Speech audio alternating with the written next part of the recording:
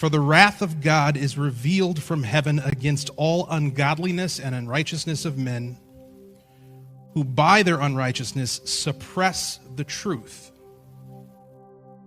For what can be known about God is plain to them, because God has shown it to them. For his invisible attributes, namely his eternal power and divine nature, have been clearly perceived ever since the creation of the world, in the things that have been made. So they are without excuse, for although they knew God, they did not honor him as God or give thanks to him, but they became futile in their thinking, and their foolish hearts were darkened.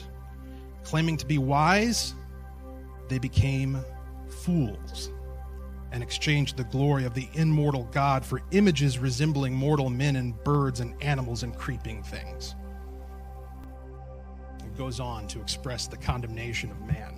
For what? For not recognizing what has been plainly shown from the creation of the world for all to see. They are without excuse. That's what Paul writes in Romans 1. Why do I share that? I saw there was an op-ed, perhaps in response to the announcement of this particular gathering, making the case that there ought to be a separation of church and state maintained in the United States. And this is in part in response to that, because I got to tell you, not only is it correct what Representative Davis said earlier, that there is no separation of church and state called for in the First Amendment or in any part of the Constitution, but functionally, just functionally, there is no separation of church and state even now, even today. What there is a discrimination against established religions. So Christianity cannot be safely expressed and openly expressed in the public square. Judaism cannot be. Other official religions cannot be.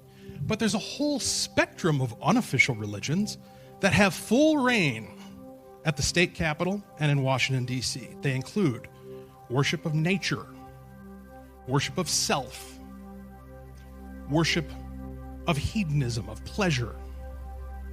See, worship is something that we do whether we believe in the God of the Bible or not. We have this tendency as human beings to value. So all worship means, worship is not some esoteric word that requires an official religion or membership in a church. All worship is that which you revere, that which you elevate above all other values, your prime value, the thing that you care about the most. And we all got one of those. Sometimes we switch it out, depending on the day of the week or the hour of the day. But we all have a God, in effect. And that God is brought with us to the Capitol.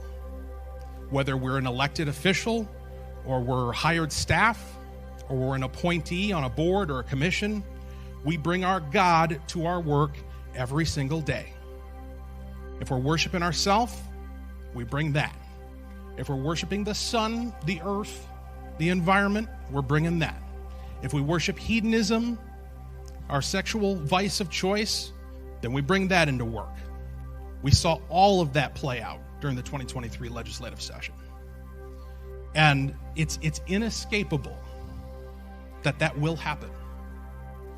Again, it's been revealed clearly from the creation of the world, the truths that I'm trying to articulate here. That God exists, and whether we choose to recognize him or not, there are consequences, and we're seeing them play out. This idea that the founding fathers expected us to separate our faith, our beliefs, our conscience from our civic action, how is that possible?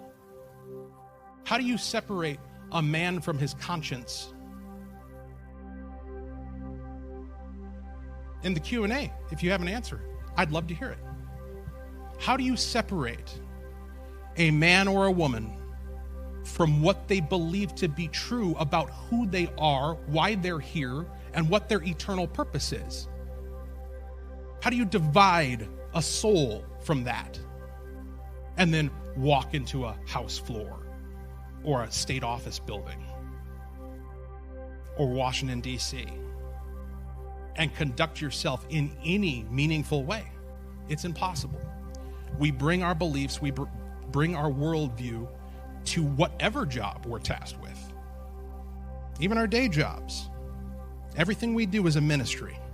Our occupation, our family, our public service. There's no getting around it.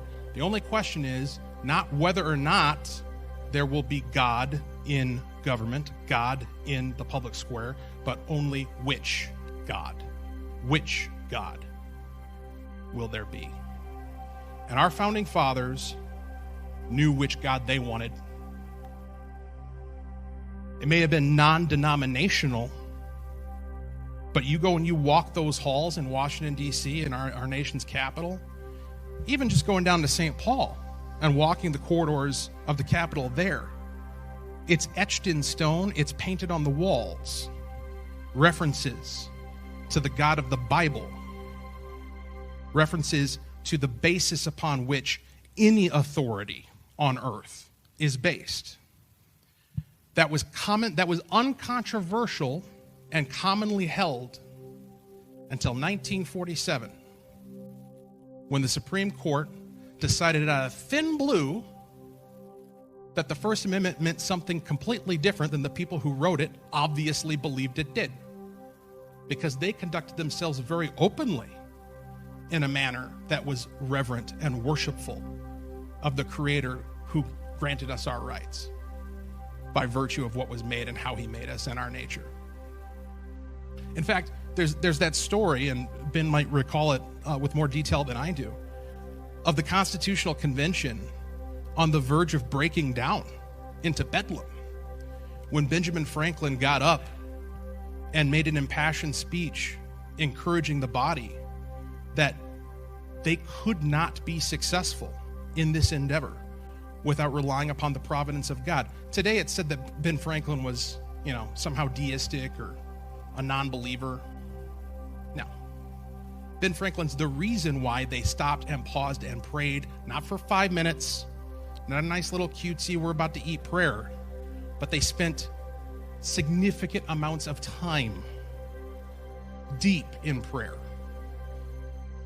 praying that they would be diminished and he would be elevated, and that the product of their work would bring glory to his name and be affected by providence. And I would say it was a constitution that has stood for nearly 2.5 centuries, that has enabled untold liberty, that was completely novel for the time, and continues to be largely novel even as we lose it, even as we lose our grasp upon it. And so this idea that they wrote, the same guys who did that, turned around and inserted into the First Amendment that exactly that should not happen, is prima facie ridiculous. And it doesn't even deserve to be argued further than that. And apparently it took until 1947 for the Supreme Court to figure out, this means something completely different than what they said and what they thought and how they acted. And so they said that government cannot engage in the promotion of anything that benefits any sort of religion whatsoever.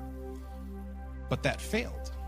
That failed because, again, as I say, there are many religions that don't have a church. And whatever people bring, whatever people value above all else, whatever God, whatever idol that people bring to the job, that becomes the established religion.